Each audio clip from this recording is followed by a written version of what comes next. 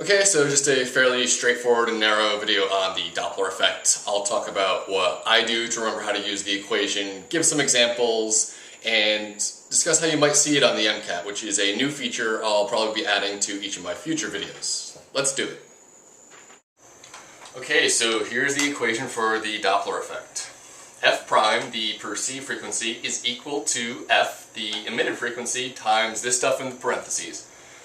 V is the speed of sound in the medium, which will be given to you on the MCAT, and it's usually around 331 meters per second. It varies with temperature. VO is the velocity of the observer, and VS is the velocity of the source. Basically, what this equation says is that there will be a difference between perceived frequency and emitted frequency based on how the source of the sound and an observer hearing that sound are moving relative to each other. Now, the tricky part about using this equation involves the plus minus in both the numerator and denominator, and knowing which operation to use and when. The key to getting this down, and it's what I always did, is to draw on your real-life experiences of cars zooming by you, making that sound. As the car approaches, the pitch gets higher, and higher pitch is associated with higher frequency. Conversely, after the car passes and is moving away from you, the pitch deepens, and lower pitch is associated with lower frequency. Okay, so what? Well, as the car approaches you, and for the sake of this example, let's say you're walking towards the car. The frequency you hear is higher than the emitted frequency, so F prime is larger than F. Using the Doppler equation, how would we get that? Well, we'd want to increase the numerator and decrease the denominator. That leads us to use the plus sign for the observer and the minus for the source, and this will always be the case. If the observer is serving to increase their perceived frequency, that is, moving towards the source, you will always use the plus sign. Conversely, if it's serving to decrease the perceived frequency, moving away from the source, you will use the minus sign. And then it's vice versa for the denominator. Source moving towards the observer gets the minus, moving away gets the plus. So let's look at 3 cases of the Doppler effects. If you would like to do these questions as practice, and I recommend that you do, then pause the video as they come up before I get to the answer, or if you'd like to just watch, then that's fine too. So case 1, moving source, stationary observer. Anytime the observer, as in this case, or the source, as in the next case, are stationary, this makes things really easy, because their velocity is 0. No need to figure out plus or minus. So the question. An ambulance is approaching a stationary observer at 30 meters per second. The frequency of its siren is 500 hertz. What is the frequency heard by the observer? Right off the bat, you should expect your answer to be greater than 500 hertz because the ambulance is serving to increase the perceived frequency.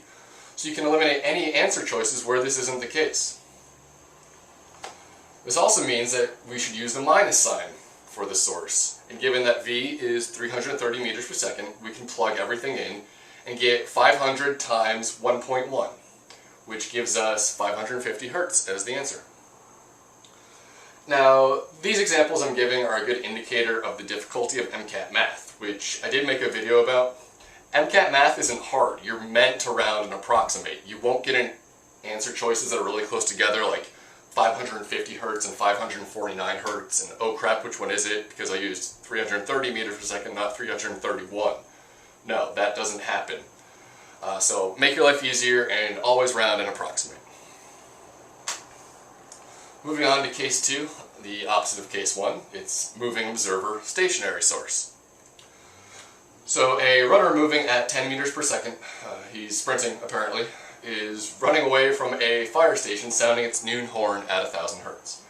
What is the frequency heard by the runner? Well, the runner is moving away from the source, which means the pitch he hears will be lower. Again, eliminate any answer choices that are higher than the emitted frequency. Plugging everything in again gets us 1000 hertz times 32 over 33, which is about 0.97. So our answer would be about 970 hertz.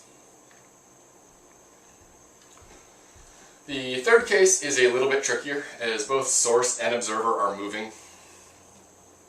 A border collie running at 20 meters per second is herding sheep running at 10 meters per second. The dog barks at 200 hertz as he chases. What is the frequency heard by the sheep? Well, which signs do we use? Well, the sheep is moving away from the source, which serves to decrease the frequency, so subtract in the numerator. The dog is moving toward the observer, serving to increase the frequency, so subtract in the denominator as well. So what does that give us? 200 hertz times about 1.03 is about 206 hertz. There's your answer. Now, as far as calming your test day nerves a bit and having a good feeling as to whether the perceived frequency should be higher or lower, in this case, harken back to your middle school science days. Yes, I'm talking about frames of reference, and you should use them to make one of the variables stationary if possible. What I mean by that is, from the border collie's perspective, it's as if he's approaching a stationary sheep at 10 meters per second. Given that he's approaching, the perceived frequency should indeed be higher than the admitted. And that's what we do get. 206 hertz is higher than 200 hertz. Okay, so how might you see the Doppler effect tested on the MCAT? Well, you could certainly see it as a discrete question asking you to compute, like the examples I just gave. You will get a few, not many questions that do ask you to do this, and they may seem easy, and that's a good thing. If they seem easy, they probably are. Knock it out and move on to the next question. In a passage, you might get something about shock waves.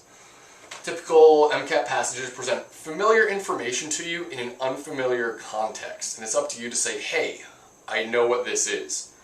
I remember one practice passage I got about plasma and magnetic fields, something I knew nothing about.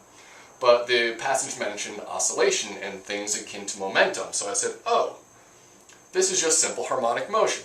Easy.